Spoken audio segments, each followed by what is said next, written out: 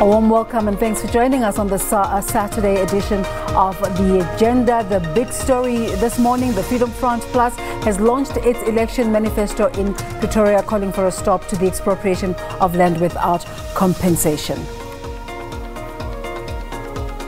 All right, the party contested the first democratic election in 1994 and has been represented in the National Assembly since then. They've just launched their manifesto for this election, upcoming election, and our reporter Patricia Fisache has been bringing us all the events there this morning. Patricia, what is the immediate reaction to Dr. Groenewald's address? Well, the immediate reaction, of course, we'll get it shortly from the party members who are still inside. But let's just go through some of the 5 priority points that the party leader, Dr. Pieter Groenewald, highlighted. And you'd know that the party slogan ahead of the elections is "Fight Back." If you translate it into Afrikaans, it is "Slaan terug." So let's just focus on the 5 points. They're saying fight back against land expropriation without compensation, fight back against discrimination, fight back against crime, fight back against, of course, corruption, and fight back against poor service delivery. So to help me unpack these highlights and, of course, other points that have come out of the party's election manifesto. Right now, I am joined by political analyst, and that is Professor Dirk Kotze from UNISA here. Professor, just in short, your take on the Freedom Front Plus's election manifesto. What stood out for you? Well, I think first of all was the emphasis on national unity, the fact that the leaders, the different speakers were saying, you know, there must be more unity within South Africa. The focus is obviously more on this idea of minorities, minority groups and unity amongst them. As a result of that, very critical about black economic empowerment, employment equity, because the argument it is based on race and not on the needs of society. At the same time, I think what was still very much part of the older philosophy of the Freedom Front Plus is the emphasis on self-determination, therefore on a decentralization of power to the lowest possible level. They concentrate very much on the idea that communities must be self-empowered, they must govern themselves to a large extent. We don't talk here about the Volksstaat in the old form, but rather now in a more multiple form. So I think in that sense it's interesting. There are new moves.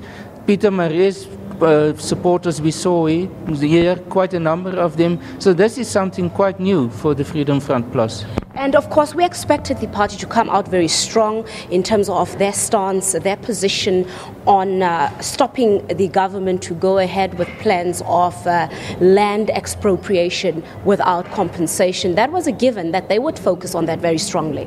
Yes, that's indeed so. This is also one of the points you raised, is that they are very much against expropriation without compensation. They say they don't deny the need for land reform in general, but this proposal by the EFF and the ANC and others will result in concentration of land amongst the black elite and not necessarily the people in general in South Africa.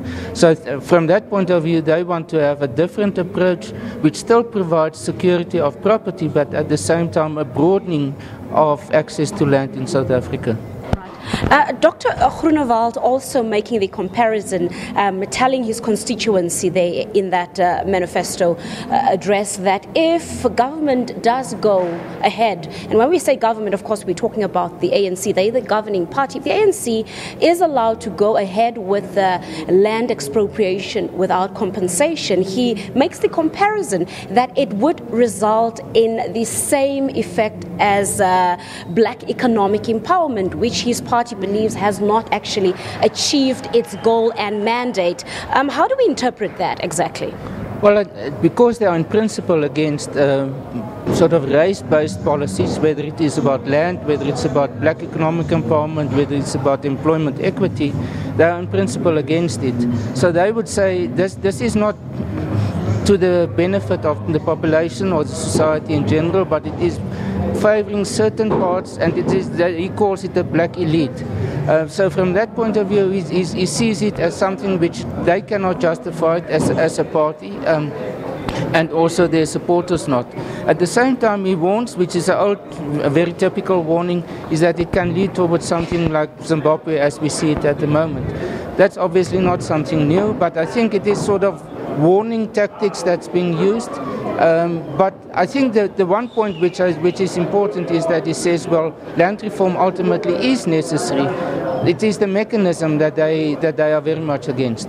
Right, Prof, just stand there. I'll come back to you. Let's get word from, of course, the supporters, the party members. They're now walking out. They've just heard that manifesto being delivered. So let's try and find out. Let's grab some of them and see if maybe they are happy with the message that was delivered. Just in short, you heard the party leader delivering the manifesto. Are you happy with what you heard? Is jy tevrede met wat jy gehoor het? Is jy tevrede? Intussen is ek tevrede. En hoe stel jy, hoe kom as jy tevrede? Ek is tevrede want in die land almal is vry. Almal is vry. Okay. Want dit is 'n land vir almal. Ja. Meneer, is jy tevrede met die manifest? Seker. Hoekom? Waarop lê Alles wat ons vandag gehoor het, is die waarheid. wat is die waarheid? Wat het vir jou uitgestaan? Die waarheid is dat ons die land verander. En die enigste manier waarop ons dit kan verander is die manifest van die Vryheidsfront. Baie dankie. Let's find out from perhaps other party members here who can maybe then share whether they are happy with what they heard. Just join me here. Are you happy with what you heard from the party leader? I'm more than happy than what I've heard. Together we can build a brighter future. At the moment, we are fighting each other instead of standing together and becoming one as a nation. We are breaking down our nation by standing apart, fighting each other instead of standing together and fighting as one. What stood out for you? Which points really spoke to you as a voter? What spoke to me is the way they want to tackle corruption, the way they want to build the community as bringing down all these big parliaments that we have, money spending on people that are just coming to meetings and everything that don't need necessary to be there. Breaking it down, sending the people that are necessary to be there instead of spending money and funds on everyone that doesn't have to be there and just to have them there. All right, let's hear it from maybe somebody else. As jy tevrede met wat jy gehoor het? Ja, ek is baie tevrede. Dis tyd om terug te slaan. Terug te slaan teen regstellende aksie deur die geweldige bedrog wat plaasvind in die land en dat BEE net meer en groter word, maar dit is 'n tyd dat elke ene in hierdie land 'n plek het om regmatig sy lewe te leef en dat hy ook 'n plek in die son het. Ek is baie happy. Baie dankie meneer. Laastens, is jy tevrede? Sê net gou vir ons. Wat het vir jou uitgestaan? Ek is heeltemal tevrede vir die feit dat daar vordering in die land se toekoms in alle opsigte kan plaasvind weens werksgeleenthede en weens sanitasie en alles wat nodig is om die land weer op te bring tot waar dit veronderstel is om te wees. Baie dankie. You've heard it. We spoke to several of the party members here. Most of them, in fact, all of them actually, highlighting that they are satisfied with the party election manifesto that was delivered just a short while ago by party leader Dr. Pieter Groenewald. So let's continue to unpack some of those points. Just before I started speaking to the party members, we were in conversation with Professor Dirk Kotze from UNISA, who's helping me, of course, unpack, what exactly the party election manifesto means ahead of the 2019 national elections. Prof, just once again, having taken those points into consideration, the highlights. South Africa, fairly new, we know the democracy, 25 years old this year. When you listen to the message that came out, is that the message that actually builds to that milestone of 25 years of democracy? Well, I think what we are seeing is an assessment by most political parties, whether it's the ANC itself, whether it's the economic, the EFF, whether it's the DA, UDM, all of them, they look at it in terms of the post-Zuma situation. The Zuma era, President Ramaphosa talks about renewal of a resurgence of the ANC. I think the EFF is saying we are done. The Freedom Front Plus is saying we are done with the politics of the past. We need to look for a vision, and the notion of a vision was very prominent in this discussion this morning. The way in which political parties now present themselves is very much obviously for the purpose of the election, as well, not only in terms of policies, but also how do they visualize the future of South Africa, how do they look at a new South Africa, and that is what the Freedom Front Plus is also doing. I think what they are doing here is to present something which takes the Constitution as the point of departure, but says it must be implemented in a different way. Instead of a centralized government at the center, they want it at the local level, at the level of communities. They want to talk also about, or introduce the idea of a fiscal commission, for example, to say take away the decision-making power from government to something like a fiscal commission that's more neutral in a sense, or politically neutral, which I think is very difficult to implement in this case. But they want to present a new idea for that of the ANC of now, because they are also looking at the nature of the party differently from, let's say, 5 or 10 years ago, of now incorporating very much colored people in this. We've seen them here today.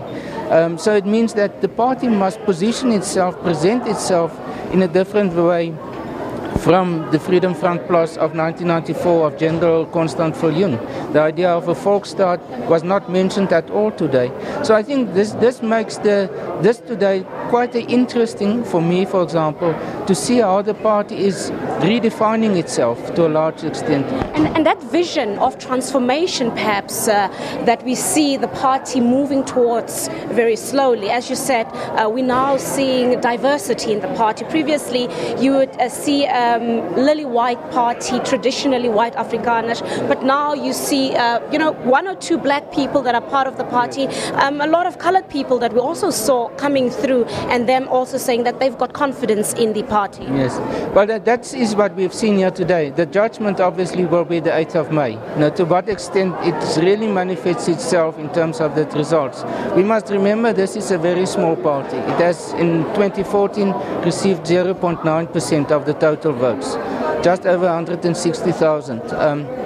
So it's one of the really small parties, but as they presented themselves today, they are a party also of coalition governments. And in that sense, though very small, have already started to make an impact on places like Tshwane, Johannesburg, and then smaller town municipal councils also. And one really needs to focus on how honest the party is. They made it very clear that they know that they don't have the constituency nor the political power to perhaps grab the national chunk of the vote, but they feel that they're very strong on the ground, and that's why the party has made it clear from the onset that it is willing to enter into coalitions wherever necessary. Gauteng is, of course, a big target for the party. That is indeed so, and I think that's the complication, is because about 50,000 of the 160,000 votes in 2014 came from Gauteng. So Gauteng is very much the base of the party. It's not the rural areas that many people associate them with, because the second biggest is the Free State and then the Northwest also.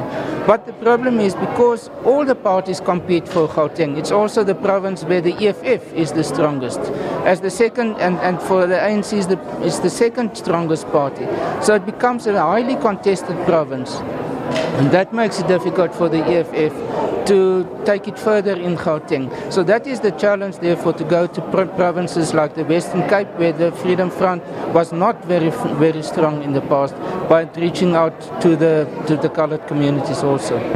With the Freedom Front Plus restructuring itself and undergoing this facelift that we saw visible today, what does that mean for parties such as the Democratic Alliance? Because we heard the party leader throughout the week, even today, highlighting saying that that is actually the constituency that they're gunning for. They've had, whether it's true or not, we don't know, but he said that they've had several people from the DA calling the party saying, but they want to cross floors, they're tired, and they think that the Freedom Front Plus might have, a better space for them.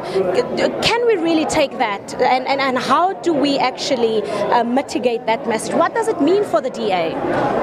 Well, the DA is the main target for the Freedom Front Plus. This is more or less the same type of supporters that they have. So it is competition, but it is still very unequal. It is for the DA around about 22, 20 or whatever percent, around 24% versus less than 1%. So it is an uneven contest, but for the future it might be the beginning of something. But that is why this election is for so many parties so important.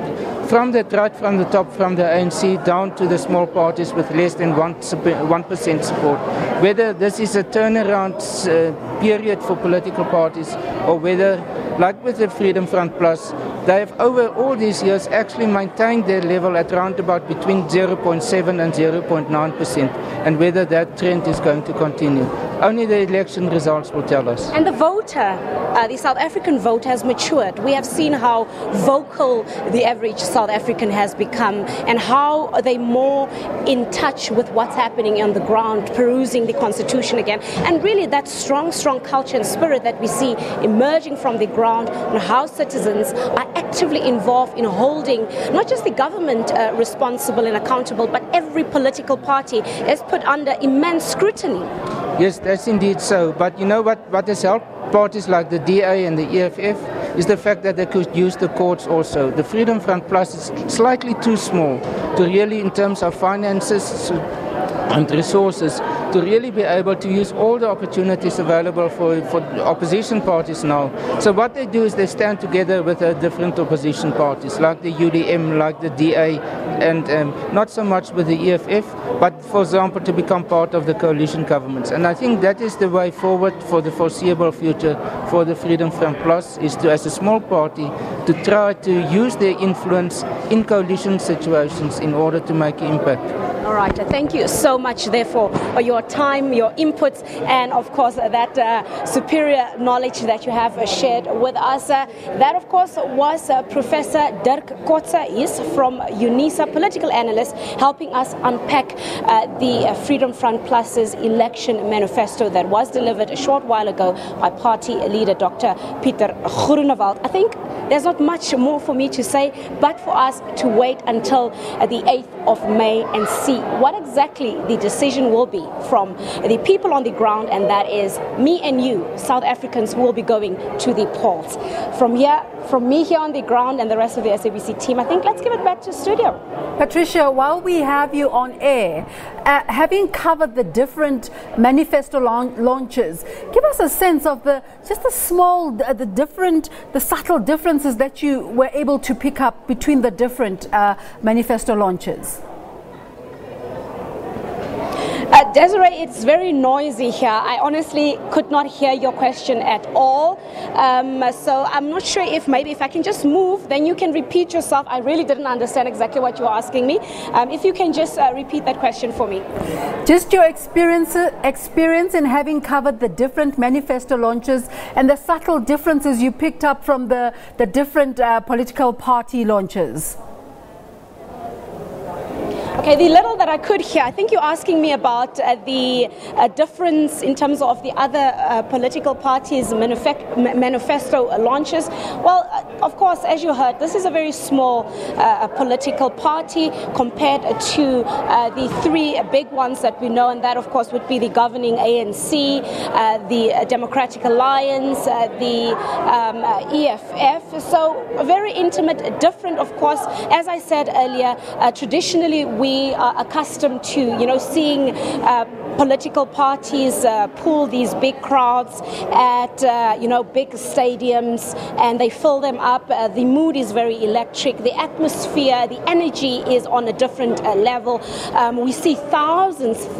I mean, with the ANC, we probably saw about 80,000 people in Durban. The EFF in Soshanguve, we saw anything about 30,000 people there at the Giant Stadium. And last week, of course, the DA in Johannesburg, there are about 20,000 people in that stadium. Here, perhaps just a handful, probably just under 1,000 people in a theatre here at the Park View shopping centre. So the feel is completely different. And you also have to look at the party culture. The Freedom Front Plus, one would say, is a very conservative party. The constituency, perhaps much older people, so that energy that you would expect from the youth, perhaps not very much visible in the party. But do they have the numbers? I think what we saw here today, they perhaps don't have the numbers that the other political parties have. But at the polls, perhaps a different picture that we will see. You would know that a lot of people may not attend election manifesto launches, but they do vote. So perhaps if you take into consideration that the traditional Freedom Front Plus voter and member is perhaps not as charismatic as we would see with the other political parties. So a lot of them may not be here today, but they definitely might be going to the polls. So that is perhaps the difference that one would pick up. Not a lot of young people,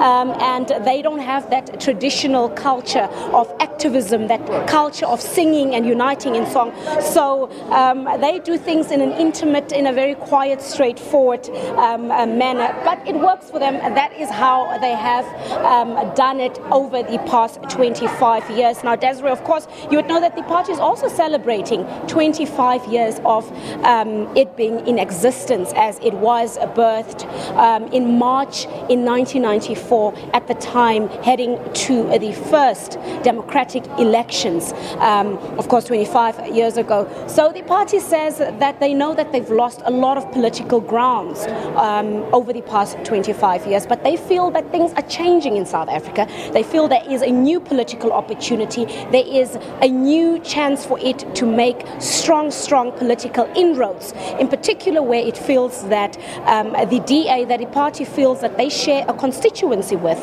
The DA is losing ground, and they feel that they can capitalize on those unhappy DA supporters and, of course, members. So the party very confident that they will be doing better than they did in the past 25 years. Of course, the party heading for its sixth elections since 1994. At the time, in 1994, the party apparently got just over 600,000 of the voter chunk. The party feels that they can do it again this year. Well, only the 8th of May will give us a confirmation whether they can actually get that chunk again, or whether this was just another round of political rhetoric. Desiree? Patricia Fasachi doing sterling work there, covering the election manifesto of the Freedom Front Plus.